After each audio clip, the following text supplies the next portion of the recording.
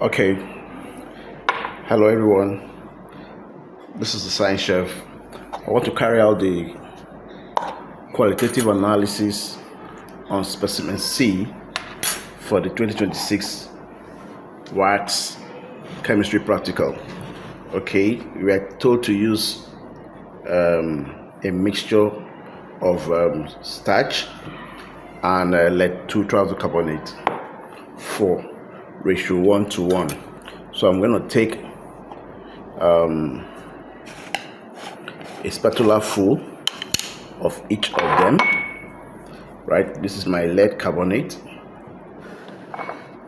As you can see there, you can see the color, the appearance is powdery. Right, you can see it's powdery. So I'll take a spatula full of it,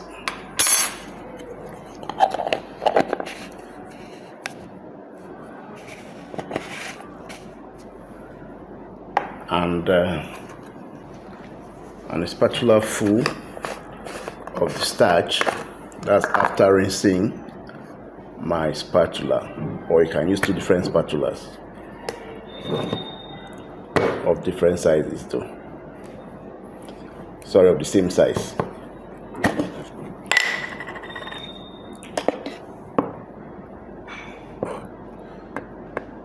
I take a spatula full, you can see, yeah. So I bring this here and I mix them together.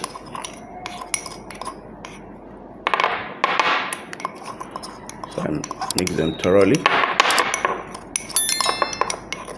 All right. Now, after mixing this, what will I use to dissolve this mixture? Will it be water or an acid? Let's see. We are going to carry out, this is my mixture, this is my sample C, right? So let's keep it here. But let's check the solubility of each of these samples in water first.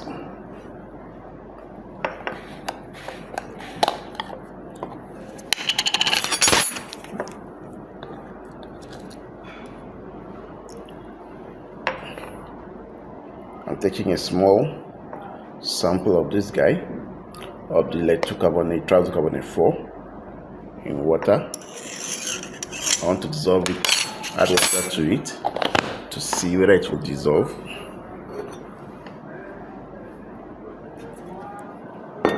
Use my distilled water. Okay.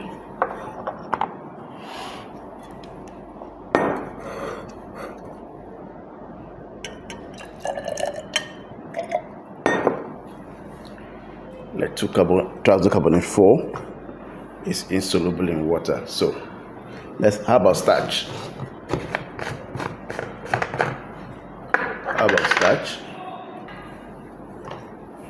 This is an empty test tube. This is my starch. So I'm using another spatula. Take a sample of starch.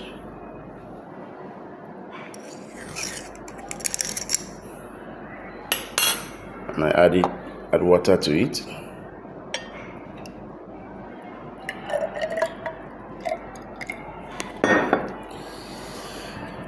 What do you see? Is starch soluble in water? No, starch is not soluble in water. Some might say it is sparingly soluble. Sparingly soluble is still not soluble, right? So, which means that we cannot use, you can see both of them there, you can see cloudiness in both suspensions or in both mixtures. So we have suspensions there, so we cannot use water to separate them. Sorry, we cannot use water to dissolve them. So what are we going to use? So at this point, I'm going to take a spatula full of our mixture. Yep.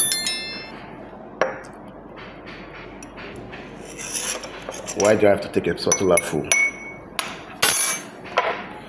So that I can get a substantial residue after adding the acid. So definitely I will use dilute acid. I'll add dilute. I'm adding dilute HNO3. You can see to the mixture. Why I can't use dilute HCl? Because dilute HCl will form a precipitate of lead 2 chloride with the lead 2 ion, and I cannot use dilute H2SO4 because it will also form a white precipitate of lead 2 tetraoxosulfate 6 with the lead 2 ion. So the most stable acid to use here is dilute HNO3. And if I add this, I expect to see an effervescence. Yeah, you got that? Yeah, due to the presence of the triazocarbonate 4 ion, and that gas produced there is the carbon 4 oxide gas. If you pass it through lime water, it will turn milky. All right, so let's add more to see if it is fully dissolved. So no more effervescence. Since there is no more effervescence, it means the dissolution has what? Ended. Now what is happening? The starch does not dissolve in the acid, so we are going to filter it. Let's add more acid to be sure that effervescence is complete. All right, so we're going to filter it now. There's still effervescence. Okay, there's still effervescence. Let's allow the effervescence to be complete before we carry out our filtration.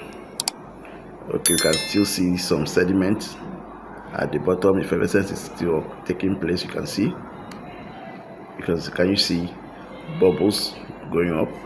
Those are bubbles of carbon 4 oxide gas being produced.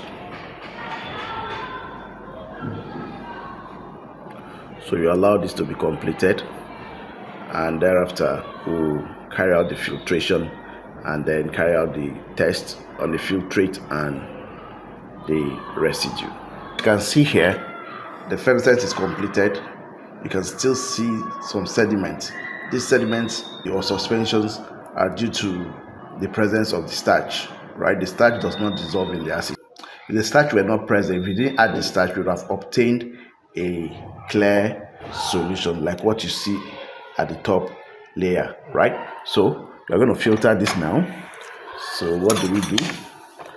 We fold our filter paper. First fold it into half, then fold it into a quadrant,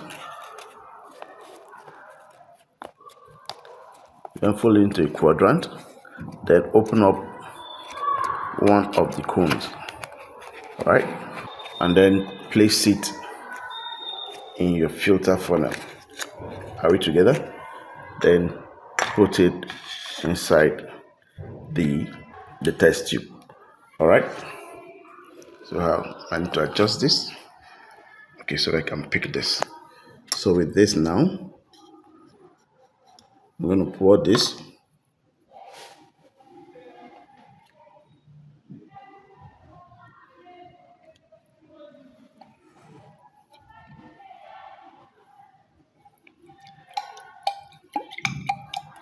I'm going to pour everything.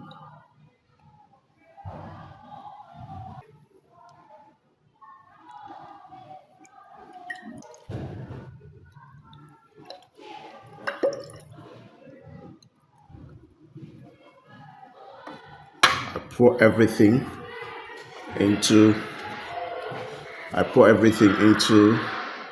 the filter funnel while waiting for the filtration to take place. You can see the filtrate. The filtrate is already becoming colorless, and you can see that filtrate is as a result of the reaction between the lead 2-triazocarbonate 4 and the triazonitrate 5 acid to give us lead 2-triazonitrate 5 CO2, which was given off as effervescence, as a colorless, odorless gas, and of course water. So the starch will be left on the filter paper as a residue. So let's wait for the filtration to be completed.